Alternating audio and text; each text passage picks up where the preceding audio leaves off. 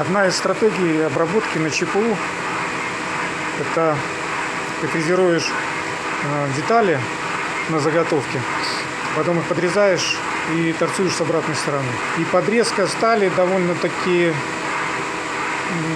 такая стрёмная операция.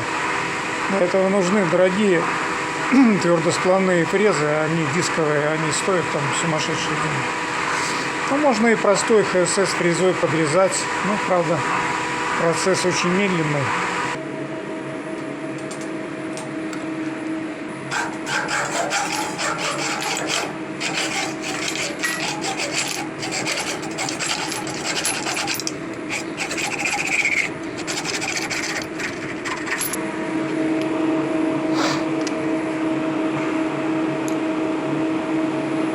Потом в тисках зажимается и торцуется.